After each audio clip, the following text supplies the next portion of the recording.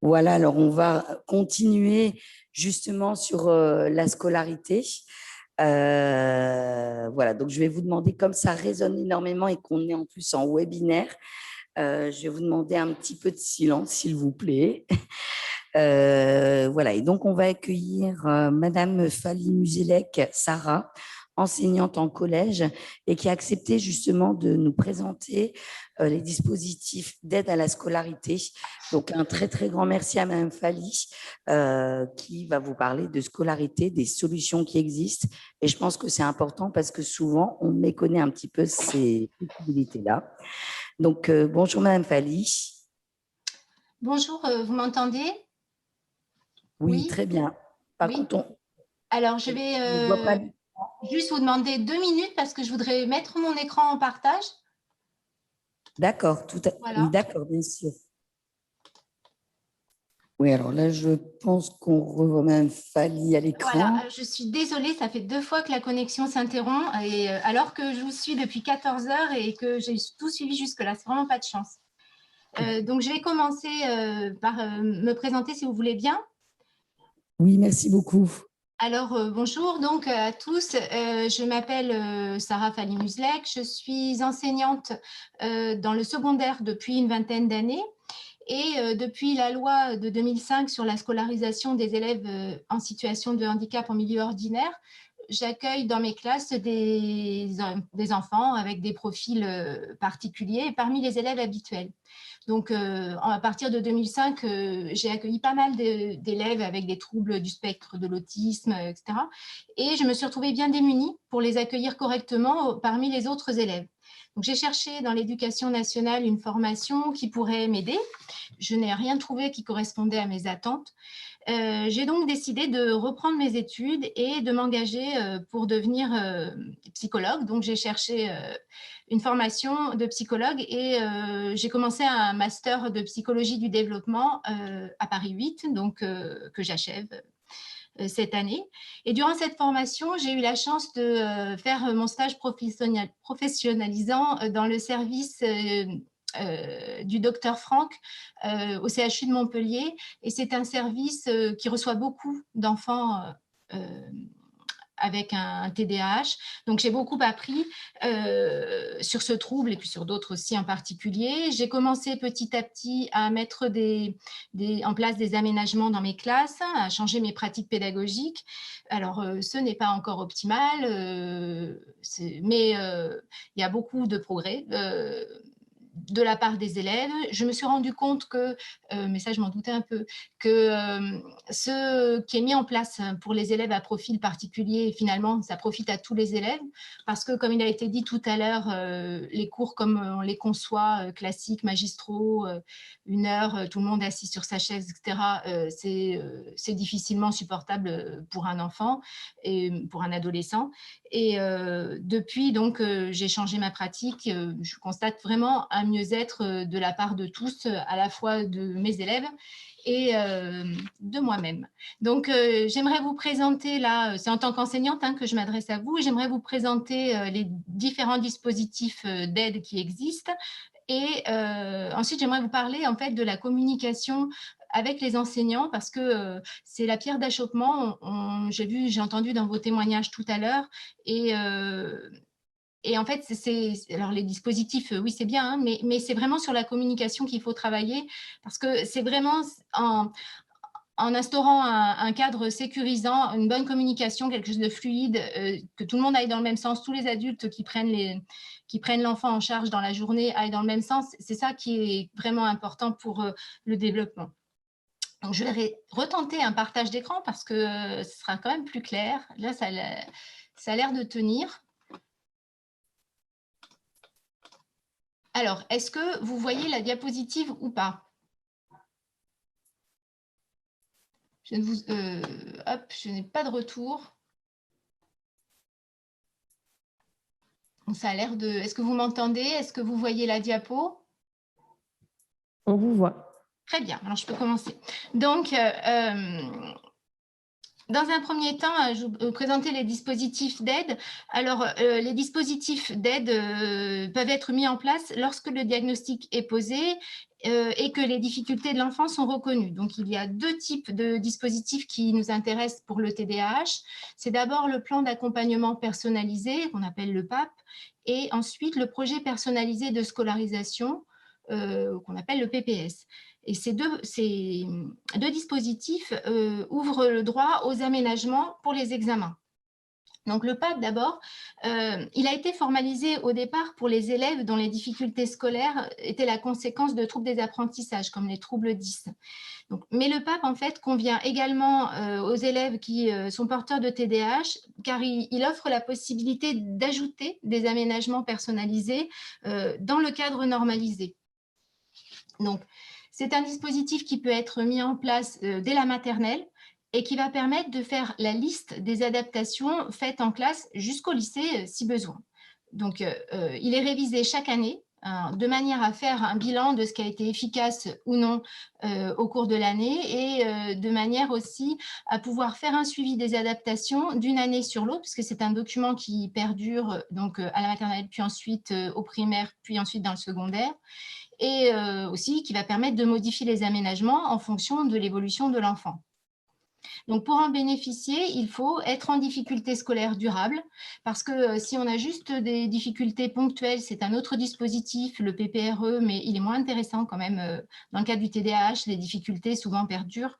Et il faut avoir un diagnostic reconnu des troubles des apprentissages et ou du TDAH.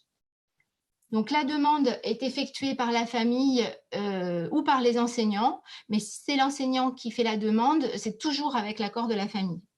Ensuite, le dossier doit être validé par le médecin scolaire. Et si le médecin scolaire juge la mise en place pertinente, alors il va demander à l'équipe éducative de formaliser le PAP. Donc, je vous ai mis là, juste à titre indicatif, une photo pour que vous voyez à quoi ça ressemble pour un enseignant. Donc, en fait, c'est un document normalisé. Là, je vous ai mis la page pour l'école élémentaire. Donc, on regroupe dans un premier temps les aménagements de l'espace. Donc, par exemple, installer l'élève face au tableau, veiller à la lisibilité, à la clarté de l'affichage, etc. Donc, on coche si on estime que ce sera un aménagement qui sera profitable à l'élève. Et vous voyez, il y a 5 colonnes. Donc, ça va être un document qui va suivre l'élève du CP au CM2.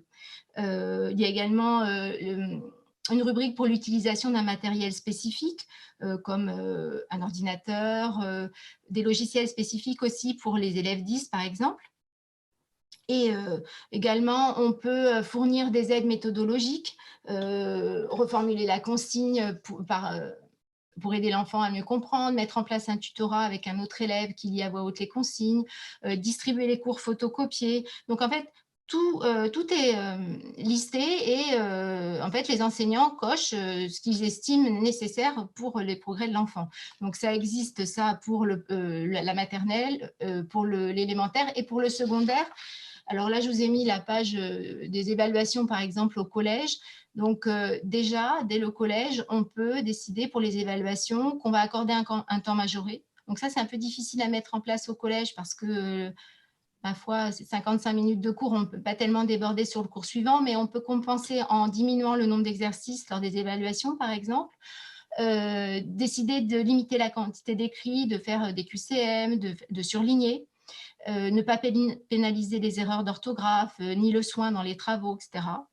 Et également, une rubrique qui est fort importante et qui concerne beaucoup les parents, c'est la rubrique des devoirs à la maison.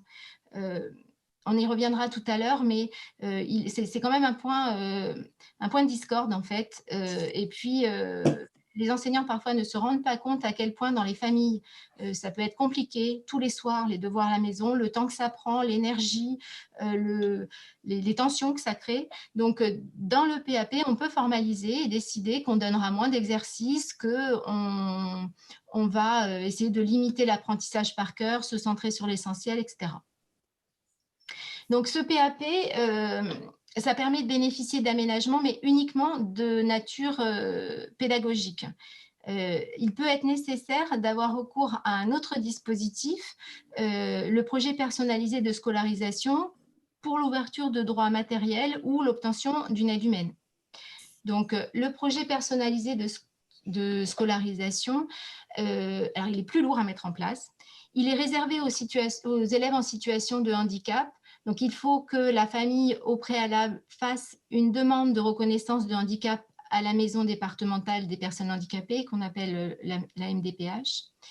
Et il est nécessaire ce projet personnalisé de scolarisation pour obtenir un AESH, c'est-à-dire une aide humaine qui va suivre l'enfant surtout ou une partie du temps scolaire. Ça peut être aussi une aide humaine mutualisée. L'AESH peut s'occuper de plusieurs enfants à la fois. Il est nécessaire pour obtenir un matériel pédagogique adapté. Tout à l'heure, je vous ai dit que dans le PAP, dans le PAP, l'enfant pouvait utiliser un matériel, mais uniquement le matériel de l'école ou son propre matériel. Si on veut avoir un matériel pris en charge, un ordinateur, des logiciels, je pense par exemple aux logiciels adaptés pour les élèves qui sont dyslexiques, des traitements de texte adaptés, etc. Donc, il faut aussi un PPS et aussi, si on veut, une prise en charge par les professionnels spécialisés, parce que mettre un ordinateur dans les mains d'un sixième et de lui dire maintenant, tu as un ordinateur, tu vas pouvoir te débrouiller, c'est contre-productif, il faut une formation pour ça. Et là, les ergothérapeutes sont essentiels parce que la prise en main de l'ordinateur n'est pas intuitive pour les enfants. Donc, ce PPS, alors tout à l'heure, j'entendais des parents qui disaient oui, on a les aménagements, mais ils ne sont pas appliqués. En fait, ce PPS, c'est un document écrit qui s'impose à tous. Donc, s'il n'est pas appliqué, il faut reprendre la communication avec l'école ou avec l'équipe éducative au collège ou au lycée et rappeler que ce PPS existe et qu'il doit être appliqué. Alors, ce qu'il faut que les parents comprennent aussi, c'est que la situation n'est pas du tout la même en élémentaire où un enseignant a sa classe, 30, 35 élèves s'il n'a pas de chance, et c'est tout. Mais un enseignant de collège, ça peut avoir, si c'est un professeur de français, il aura 120 élèves, mais si c'est le professeur d'art plastique, il peut en avoir 500. Donc, parfois, on oublie que le PPS est là et c'est pas mauvaise volonté, mais quand on a beaucoup d'élèves parfois, alors et qu'on y est moins sensibilisé, on oublie que c'est là et il faut juste rappeler que les aménagements ont été prescrits et qu'ils doivent être mis en place. Donc, je ne m'étends pas plus sur le PPS parce que je crois que vous avez une intervention qui suit et qui va vous expliquer en détail comment on le met en place avec la MDPH, etc. C'est un peu compliqué et je ne vais pas empiéter sur l'intervention suivante. Donc, ces deux dispositifs sont importants, particulièrement dans le secondaire, parce que, ils permettent de formaliser les aménagements. Ça constitue un document récapitulatif qui sert de référence à l'ensemble des enseignants des équipes éducatives successives. Il n'y a plus un seul enseignant, on est nombreux, on est une dizaine par équipe, et puis les équipes se succèdent, et ce document permet en fait d'avoir sous les yeux ce qui a été fait pour tel ou tel élève. Et la deuxième raison pour laquelle il est important en fait de formaliser les aménagements, c'est parce que pour avoir droit aux aménagements aux examens, il faut avoir bénéficié d'un PAP ou d'un PPS. Alors, les aménagements aux examens, c'est encore une autre démarche, c'est-à-dire que ce n'est pas parce qu'on a un PAP ou un PPS qu'automatiquement on a le droit aux aménagements pour les examens. En général, le premier examen présenté par les élèves, c'est le diplôme national du brevet, donc le DNB en fin de troisième. Donc, il faut faire la demande assez tôt dans l'année, c'est-à-dire au plus tard avant la date limite d'inscription de l'examen. Et pour faire la demande, vous devez remplir un formulaire. Donc, je vous ai mis juste le début du formulaire là, mais c'est juste anecdotique, c'est pour que vous voyez à peu près à quoi ça ressemble. Et constituer un dossier qui rassemble les éléments médicaux.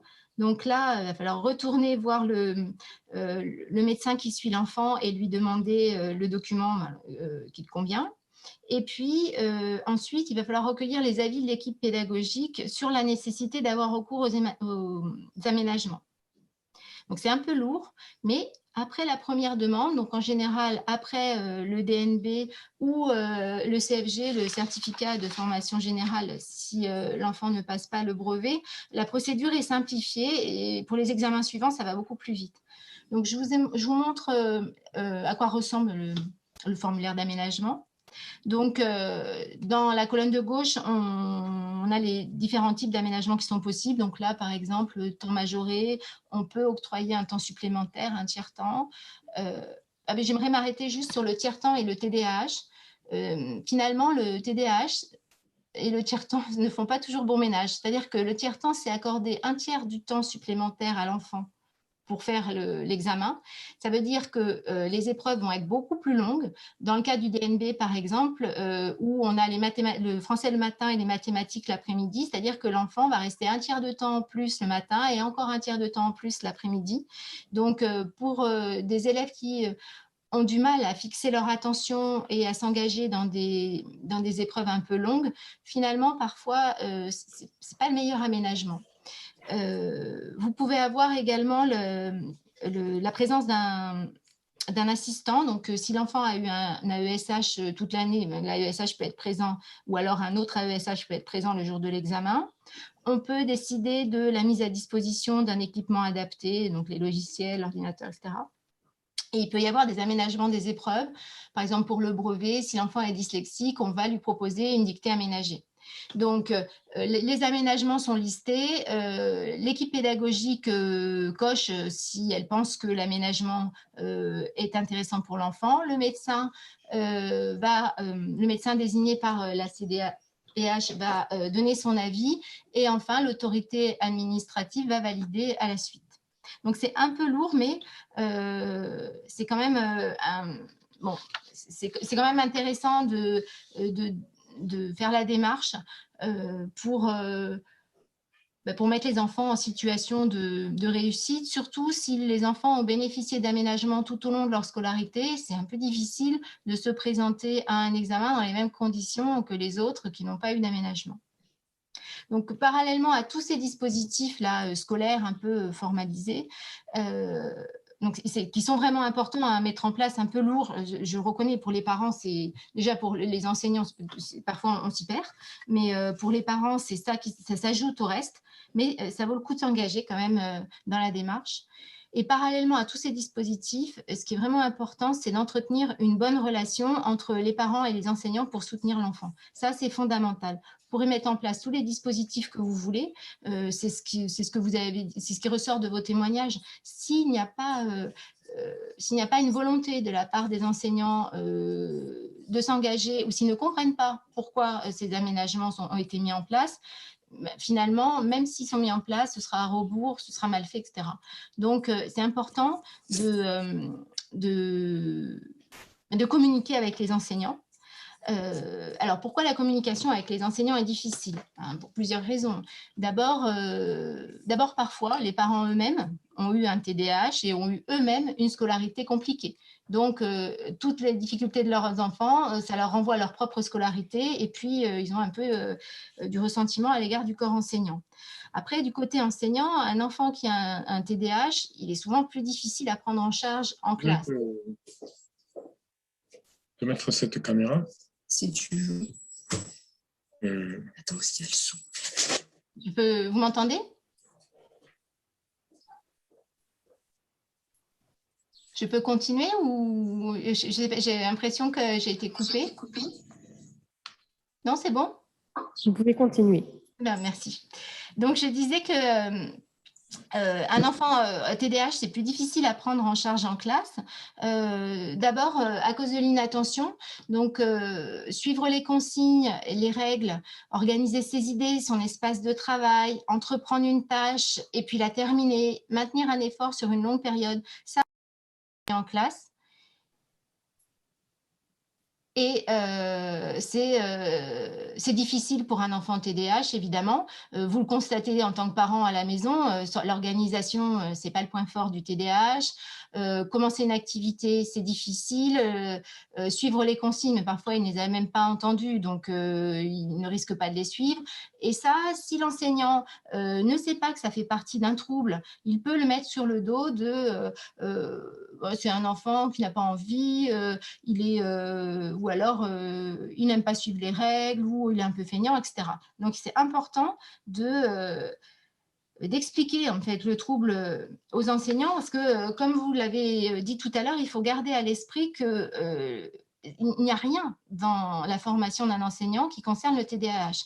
Donc, si l'enseignant souvent est au fait, c'est soit parce qu'il, dans sa vie privée, il a été confronté au problème, soit parce qu'il s'y est intéressé, mais c'est une démarche volontaire de la part de l'enseignant en dehors de son temps de travail, etc. Donc, c'est pas souvent les enseignants sont quand même empreints de bonne volonté, ils souhaitent la réussite de leurs élèves, évidemment. Donc, vraiment, il faut penser à aller voir l'enseignant en amont, avant d'être contacté parce que ça ne va pas avec l'enfant dans la classe, etc. Il vaut mieux y aller dès le début de l'année, être précis sur le trouble, éventuellement informer, expliquer la triade, inattention, impulsivité, hyperactivité, toutes les conséquences que ça peut avoir dans la vie quotidienne de l'enfant et sur sa scolarité. Et un enseignant qui comprend le trouble de l'enfant, forcément, il va porter un autre regard et il va essayer d'aménager sa pratique. Il ne va pas se dire ah non, mais il est turbulent ou il est mal élevé, ou il va comprendre en fait pourquoi l'enfant agit de cette façon. Donc, l'autre problème, en dehors de l'inattention, c'est l'impulsivité. L'impulsivité, c'est attendre son tour. Donc, quand on est 30, 35 dans une classe, et nécessairement, il faut que chacun passe à son tour. Donc, pour un TDAH, attendre son tour, c'est difficile. Vérifier une réponse avant de la proposer. Hop, l'enfant TDAH, il a la réponse, il veut la donner tout de suite. Et puis, il dit ce qui lui passe par la tête et il n'a pas envie de vérifier si c'est ça. Il n'a pas envie de lever la main, d'attendre pour prendre la parole. Donc, ça, c'est tout un apprentissage. Et puis, ce qui est difficile aussi pour un enfant impulsif, c'est d'attendre d'arriver à la fin de l'ensemble des consignes pour commencer l'activité. Souvent, ce sont des enfants qui sont en classe, ils sont assez enthousiastes. Quand on propose une nouvelle activité, ils ont envie de se lancer tout de suite. Et puis, c'est un peu fastidieux d'écouter toutes les consignes, etc. Ils ont envie de faire par eux-mêmes et d'essayer pour voir. Et ça peut être une source de tension entre l'élève et l'enseignant, mais aussi, ça peut aussi agacer le reste de la classe. Souvent, on entend les autres élèves qui disent « Ah, mais oui, mais alors lui, on dirait qu'il n'y a que lui en classe, il faut toujours qu'il passe en premier, etc. » Et c'est aussi une des raisons pour lesquelles les enfants TDAH sont beaucoup plus souvent rejetés par leurs pairs que les autres élèves. Enfin, qui n'existe pas toujours, c'est l'hyperactivité. Alors, là, évidemment, quand elle est là, c'est encore une source de conflit dans la classe, parce que dans la classe, on demande aux enfants, en France, de rester calmes, d'être silencieux la plupart du temps, de rester assis longtemps et de ne pas faire de bruit avec les objets, donc pas taper avec son stylo sur la table, ni avec ses pieds, etc. Donc ça, pour un enfant TDAH, c'est le plus difficile. Donc, comme vous l'avez dit tout à l'heure, il y a des petites astuces. Quand l'enseignant le sait, on peut envoyer l'enfant faire un tour, lui proposer d'aller porter quelque chose, un livre, au CDI par exemple, quand on est au collège. C'est un peu pour que l'enfant aille se dégourdir les jambes, etc. Tout ça, c'est possible si les enseignants comprennent le trouble et comprennent que là, en fait, c'est nécessaire pour l'enfant de sortir de la classe, d'aller se dégourdir les jambes, de respirer, et que ce n'est pas seulement juste il a envie de sortir de la classe parce qu'il s'ennuie. Voilà. Donc, pour toutes ces raisons, en fait, c'est vraiment important que vous pensiez à aller voir l'enseignant. Alors, vous n'ennuyez pas les enseignants en début d'année quand vous allez expliquer le trouble. Non, peut-être pas le premier jour parce qu'il y a beaucoup à faire, mais disons dans les 2 premières semaines. En général, les 2 premières semaines d'école, c'est un peu l'état de grâce. De toute façon, ça se passe bien pour tout le monde parce que tout le monde observe tout le monde. Donc, dans les 2-3 premières semaines, à l'école primaire, rencontrer la maîtresse ou le maître, et au collège, rencontrer le professeur principal et aussi penser à contacter le conseiller principal d'éducation parce que, en fait, les débordements ont lieu souvent sur le temps scolaire qui est hors classe. C'est un temps qui est moins cadré et dans lequel, à la récréation, sur le temps de la cantine, etc., l'enfant va se défouler et parfois faire un peu des choses qui ne sont pas adaptées. Donc, c'est bien de prévenir le CPE du trouble et de lui expliquer ce qui se passe et pourquoi votre enfant il a besoin de ce temps-là de récréation pour se défouler, pour qu'il est plus agité que les autres. Donc, pour résumer, absolument, là, il faut éviter que la première rencontre entre vous et l'enseignant se fasse au sujet de dysfonctionnement. Parce qu'après, on part sur chacun a du ressentiment envers l'autre. Les parents pensent que l'école ne parvient pas à prendre en charge leurs enfants. Les enseignants se disent oui, mais voilà, moi j'ai aussi d'autres élèves, c'est compliqué, je m'en sors pas. Bon. Donc le mieux, c'est quand même de se voir au départ, de fixer des règles, de décider qu'on parle tous d'une même voix et de décider surtout que dès que ça ne va plus, se contacter pour remettre les choses à plat avant que tout ne s'envenime. Alors, qu'est-ce que vous pouvez dire aux enseignants qui est vraiment nécessaire? Déjà, signaler qu'il y a un TDAH, expliquer le trouble. Parfois, c'est nécessaire, je vous rappelle vraiment, même si ça vous paraît complètement aberrant, la plupart des enseignants ne sont pas formés, ne savent pas ce que c'est et c'est vraiment très récent qu'on entend parler du TDAH dans le milieu scolaire. Et encore, quand on en entend parler, c'est encore parfois avec un peu de... voilà, certains ont un air dubitatif en disant mais est-ce que c'est un trouble qui existe vraiment? Donc vraiment, c'est un trouble du neurodéveloppement et il est reconnu et c'est pas juste une vue de l'esprit. Si votre enfant est sous traitement, c'est mieux. Alors, je sais que certains parents n'aiment pas le dire, mais je trouve que c'est préférable de le signaler parce que le comportement de l'enfant va changer au fil de la journée et quand on n'est pas au courant, on se demande pourquoi cet enfant qui, à 9 heures, quand on l'a eu le lundi, ça s'est bien passé. Et puis, d'un coup, le jeudi à 16 heures, c'est une bombe, on n'arrive plus à le gérer, etc. Donc, si on sait que l'enfant est sous traitement et qu'au fil de la journée, que le traitement fait moins effet, ça nous permet aussi, si on doit interroger cet enfant-là, on ne va pas choisir le jeudi à 16 heures, on va plutôt choisir un moment le matin où il est plus calme.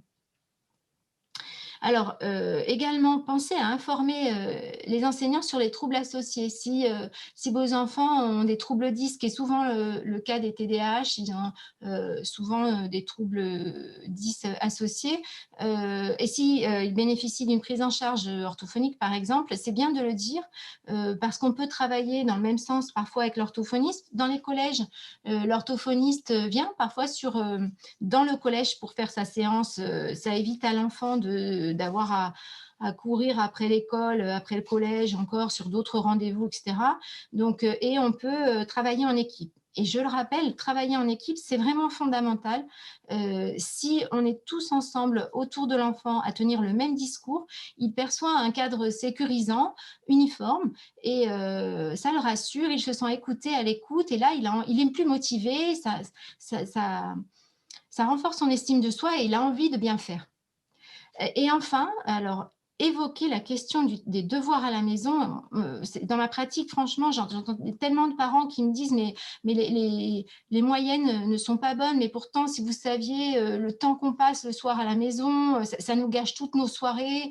C'est des tensions, des pleurs. J'ai du mal à le faire venir à son bureau. Il est en 3e, il n'est toujours pas autonome. Je suis encore obligée d'être derrière lui pour les devoirs, etc. Donc, si ces devoirs prennent un temps exagérément long et empiètent vraiment trop sur le bien-être familial, c'est pas normal. Donc là, il faut trouver des solutions, elles existent. Donc, il y a des dispositifs dans l'éducation nationale qui peuvent vous permettre de vous décharger 1 ou 2 soirs par semaine sur une tierce personne. Je pense aux études dirigées au primaire ou aux dispositifs devoirs faits dans les collèges, par exemple. Alors évidemment, ce n'est pas idéal. bon, les enfants ne sont pas pris individuellement, ils sont en groupe, mais si ça peut vous sauver 2 ou 3 soirs dans la semaine qui ne seront pas consacrés aux devoirs, vous pourrez faire des choses plus positives avec vos enfants, c'est vraiment très important. De toute façon, une séance de devoirs à la maison qui a duré 2 heures, qui s'est fini dans les pleurs, dans le stress, où vous avez dit des choses, parce que vous aussi, vous avez eu votre journée de travail, et franchement, 2 heures de devoir après une journée de travail, on n'a pas envie. De toute façon, ça ne sera pas productif, parce qu'il n'en restera rien que du ressentiment d'un côté et de l'autre le lendemain. Donc, il vaut mieux se dire, voilà, on va alléger le devoir, on en fera moins, on travaille en temps limité. Au collège, quand on a travaillé 1 heure le soir, c'est amplement suffisant. Plus, je ne vois pas l'intérêt, ou alors très très ponctuellement. Euh, et, euh, et il faut aller rencontrer les enseignants en disant, voilà, là, nous, en fait, notre enfant, il passe beaucoup trop de temps, nous aussi, le soir, et finalement, ça n'apporte rien. Et pour conclure, en fait, là, je vais présenter un peu les côtés négatifs, mais justement, quand vous rencontrez les enseignants, je pense qu'il faut présenter aussi les forces de votre enfant, ses centres d'intérêt, les facteurs qui le motivent. Vous ne pouvez pas réduire votre enfant à son trouble.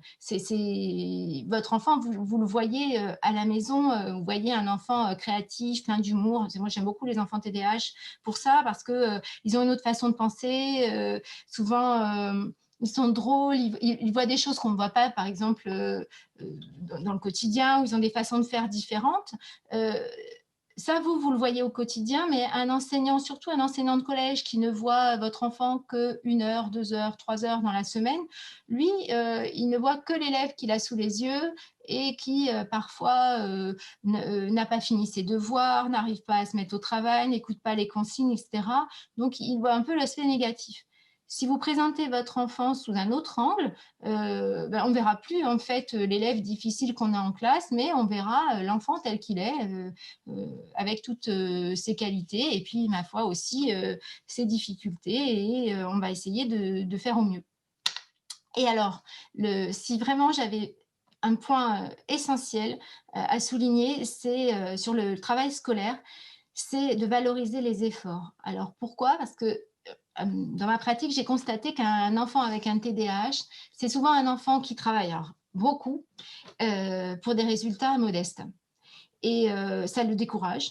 Il perd confiance, il a une mauvaise estime, il se dit mais à quoi bon essayer, parce que de toute façon j'y arrive jamais, ou alors là j'ai passé des heures pour ce contrôle et j'ai que 12, donc et mon voisin qui a l'air de pas trop avoir travaillé, il a 17, mais bon je suis bon à rien, etc.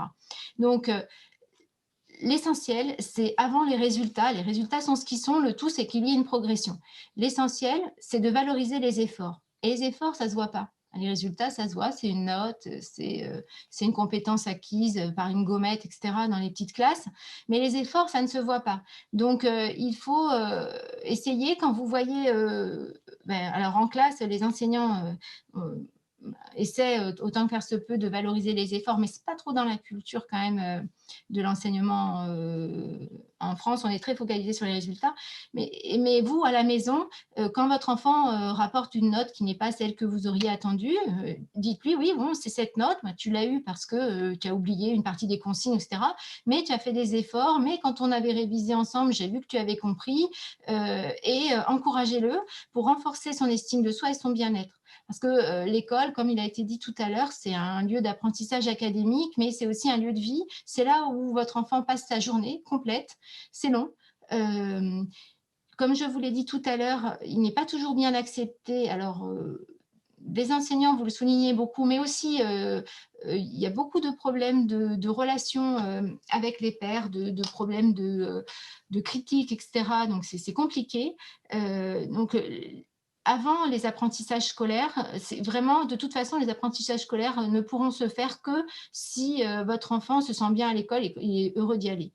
Donc, il faut travailler sur le bien-être, sur l'estime de soi, et le reste suivra. Enfin, j'espère. Donc voilà, je vous remercie de votre attention. J'espère que j'ai répondu aux questions que vous pouviez vous poser, mais en tout cas, je suis prête à répondre si vous avez d'autres questions. Merci beaucoup, Madame Fanny Musilek. C'était vraiment très, très intéressant. Et c'est vrai que l'aspect scolarité est vraiment un des points très, très essentiels pour les élèves et notamment pour les élèves avec TDAH. Donc, merci beaucoup pour vos conseils, pour toutes les informations que vous nous donnez qui sont vraiment très, très intéressantes et utiles pour la scolarité des enfants. Je me tourne vers Nadia afin de savoir s'il y a des questions en distanciel.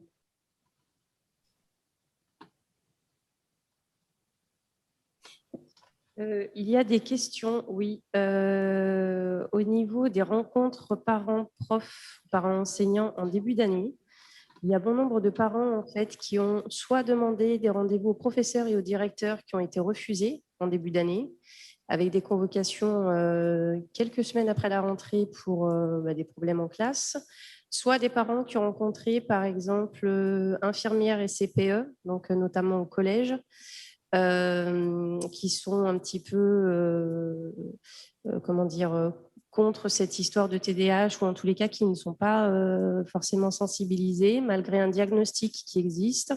Donc la question est comment faire dans ces cas-là?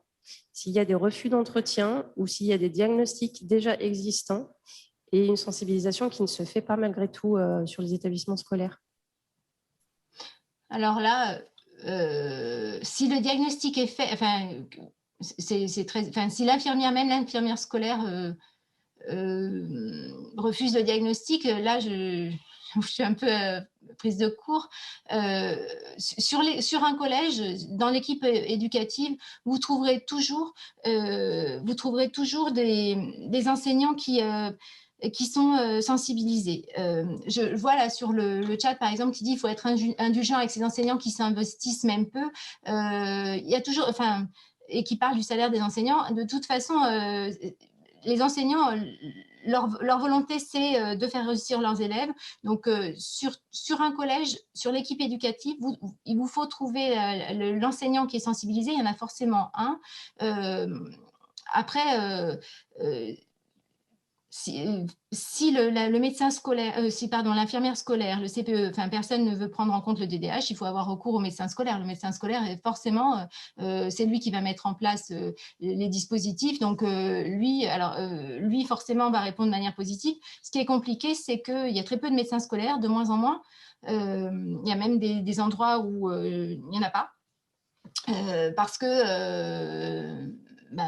c'est déjà toujours un problème de recrutement. Donc, et puis, il y a un afflux de demandes de la part des établissements scolaires. Donc, pour eux, c'est difficile. Après, le problème est plus... c'est plus problématique si c'est un enseignant de l'école élémentaire qui refuse le diagnostic. Là, c'est compliqué parce que l'enfant va passer toute la journée avec cet enseignant-là et c'est là où les relations peuvent se dégrader au fil de l'année. Donc, mon conseil, c'est quand même de vous armer de patience parce que, en fait, c'est normal, hein, on est tous parents. Enfin, quand on est parent, tout ce qui touche à son enfant, en fait, on est beaucoup plus agressif, beaucoup plus réactif quand ça touche à son propre enfant. Donc, c'est difficile de parler de manière posée du problème de ses enfants. Et l'enseignant, quand ça ne fonctionne pas, lui aussi il se sent démuni et puis un petit peu incompétent quelque part. Et du coup, il va aussi avoir tendance à se sentir agressé si on vient de lui dire de faire comme ci, comme ça. Donc, c'est pour ça que je disais qu'il faut vraiment tenter dès le début de l'année un rendez-vous. Alors, peut-être que les rendez-vous qui ont été refusés, c'était des rendez-vous dans les premiers jours où tout le monde est très pris. Mais alors, et puis, il y avait la situation sanitaire actuellement, mais je vois mal comment un enseignant peut refuser un contact avec un parent pour parler d'un élève. Enfin, ça me dépasse. Après, si le rendez-vous, c'est compliqué, un coup de téléphone, ça prend un quart d'heure. Donc, il faut retenter sans s'énerver. C'est le seul conseil que je peux donner. Il y a des situations, madame, où il y a des diagnostics qui ont été posés, des bilans qui ont été faits auprès des professionnels, aussi divers qu'ils soient, où le TDAH est nommé, où il y a des dossiers de demande de reconnaissance auprès de la MDPH qui sont soit en cours, soit qui ont été refusés. Et il arrive, alors je ne vais pas généraliser la chose, mais il arrive que les parents effectivement, tentent de rencontrer les équipes enseignantes et éducatives, n'y arrivent pas, par exemple, ou prennent rendez-vous avec la direction pour essayer de délayer ces situations. Et la porte est fermée de la part des directions.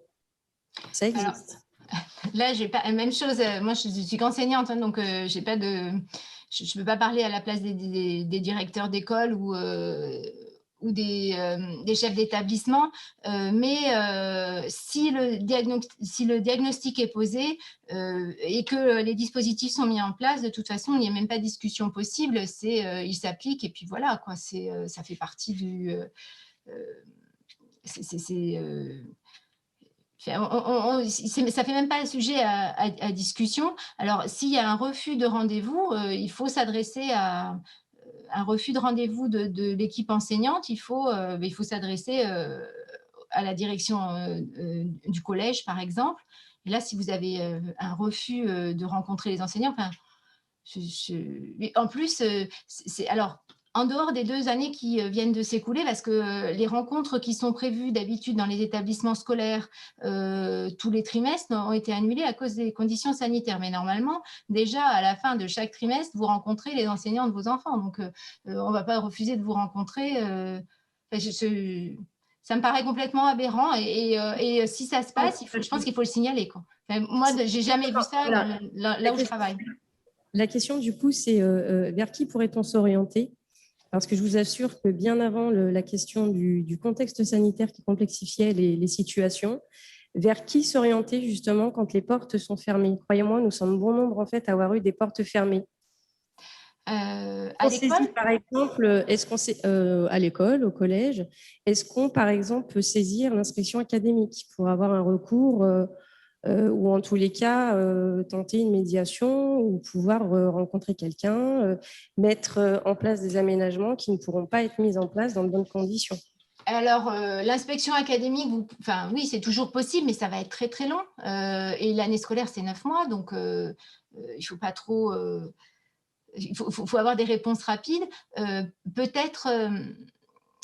passer par les représentants des parents d'élèves. Là, les représentants des parents d'élèves, eux, ont toujours accès aux professionnels de l'école ou du collège.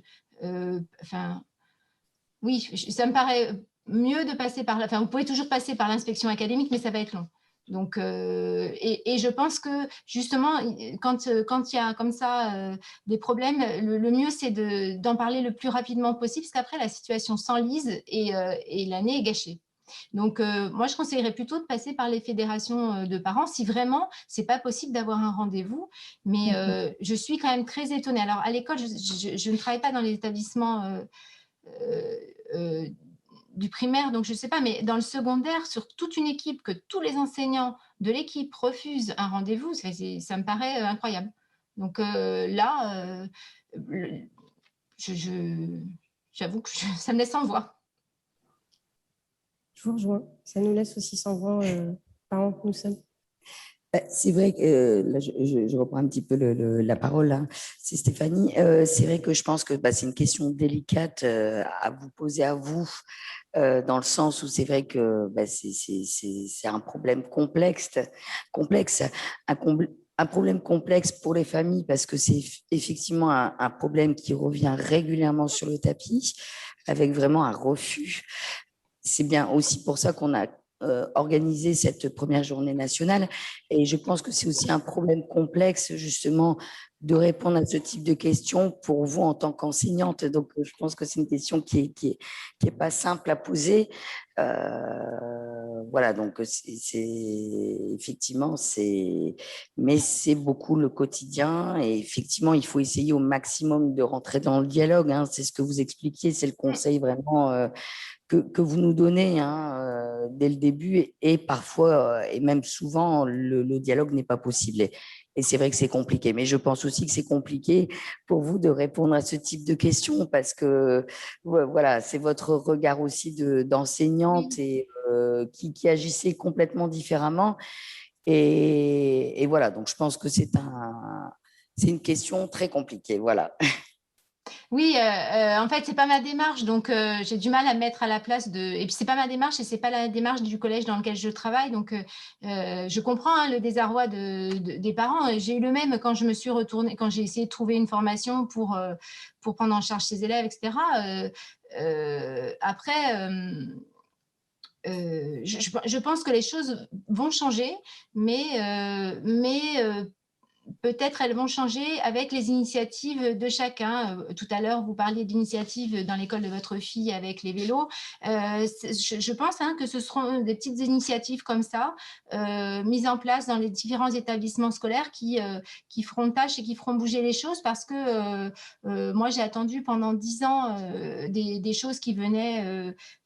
enfin voilà, qui me seraient venues de haut, on m'aurait proposé des idées, etc.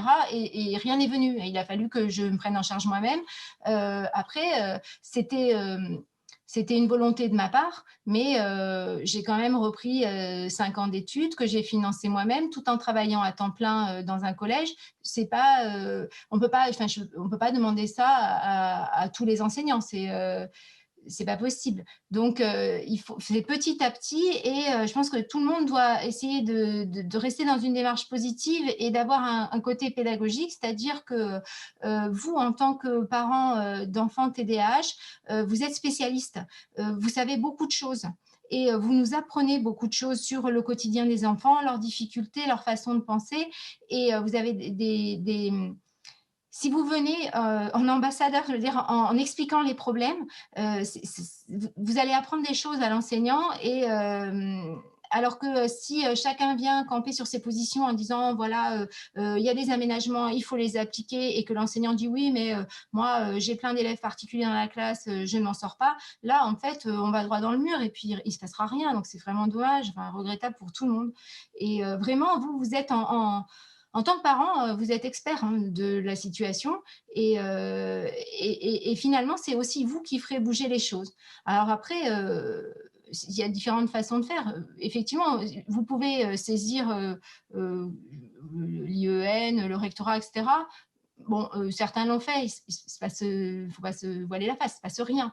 Donc, si de toute façon, l'enseignant n'est pas convaincu du bienfait des aménagements et ne comprend pas pourquoi il doit les effectuer, il ne le fera pas. Donc, moi, je pense vraiment qu'il ne faut pas être dans le conflit, il faut essayer d'être dans la communication dès que possible. Et s'il y a un refus de communication, essayer, en passant par les fédérations de parents d'élèves, en passant par d'autres enseignants, c'est toujours possible. Ou alors, vous êtes tombé sur un établissement un peu bizarre quand même. Ouais, malheureusement, il y en a beaucoup trop. Mais j'en suis contre, désolée, mais bon. Par contre, quand il y a effectivement, on arrive vraiment à très, très bien avancer quand il y a des enseignants, et il en existe de nombreux aussi, hein, qui mettent en place les aménagements scolaires, qui vraiment adaptent leur pédagogie en fonction des besoins spécifiques des élèves. Et là, c'est vrai qu'on voit que c'est merveilleux, hein. Il y a une avancée formidable des apprentissages pour les enfants. Et je pense aussi que dans le cadre de cette première journée nationale, ça va permettre aussi justement de nouer une forme de dialogue et de communication, parce que c'est vrai qu'on a remarqué que il y avait aussi une gêne hein, parfois des parents d'aller dialoguer aussi vers les enseignants.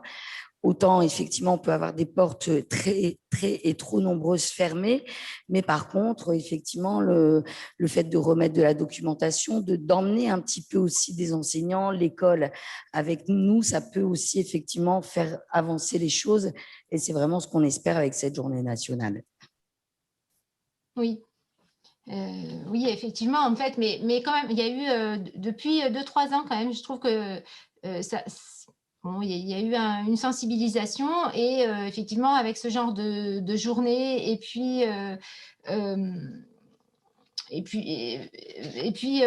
la communication que vous pouvez faire dans les médias, etc., j'en entends quand même de plus en plus parler en fait du TDAH à l'extérieur. Donc bon, après, il y a un biais parce qu'évidemment, tout le monde sait que ça m'intéresse. Donc on m'en parle, mais j'ai vraiment l'impression que les choses bougent. Alors, dans l'éducation nationale, c'est lourd. On est 800 000 enseignants.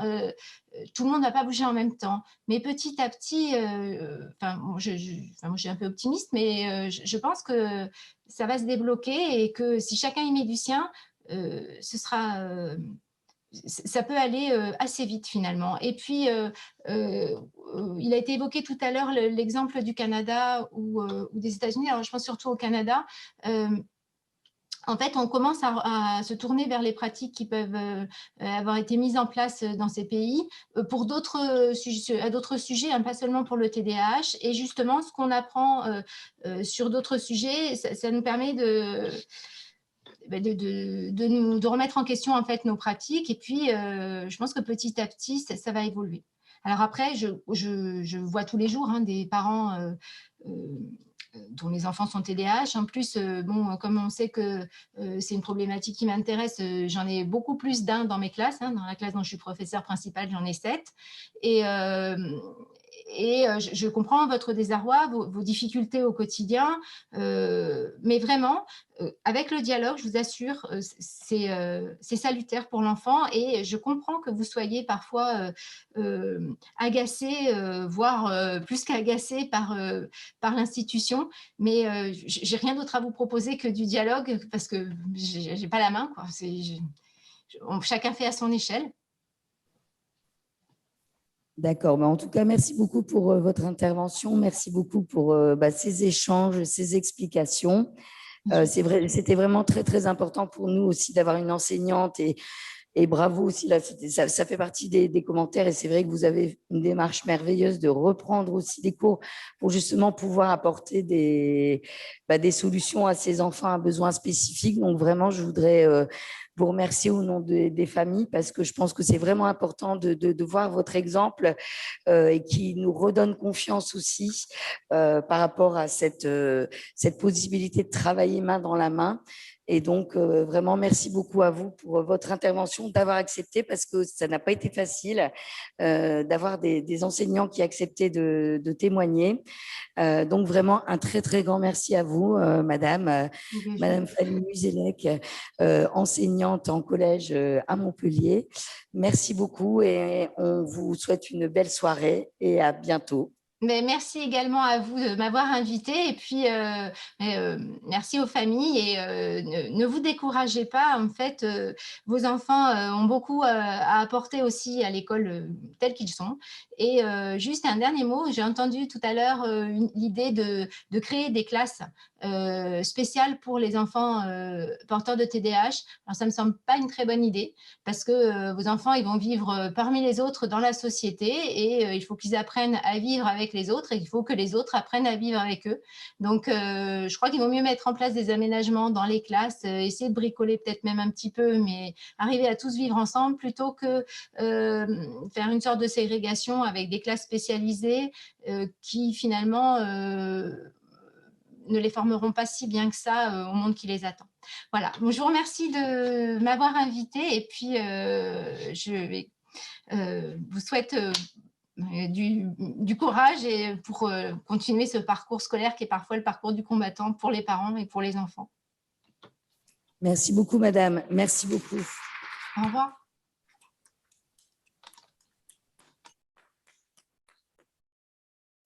C'est vrai que c'est un sujet brûlant, on dira. C'est vrai que ce n'est pas évident non plus de répondre de la part aussi de cette dame qui a vraiment accepté tout de suite d'essayer d'aider les familles comme elle pouvait, en tout cas à son niveau. Je pense qu'il y a d'autres questions qui pourront être adressées, Nadia, effectivement, aux personnes qui sont en charge de ces décisions-là. Voilà, en tout cas, je pense que c'était vraiment très, très intéressant et très riche.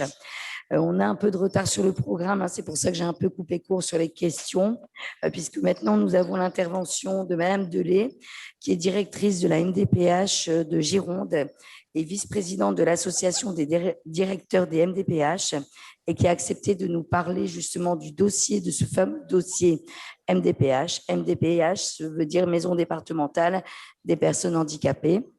Donc, je pense qu'elle est en ligne, Frédéric. D'accord. Donc, nous allons... Ah ben voilà.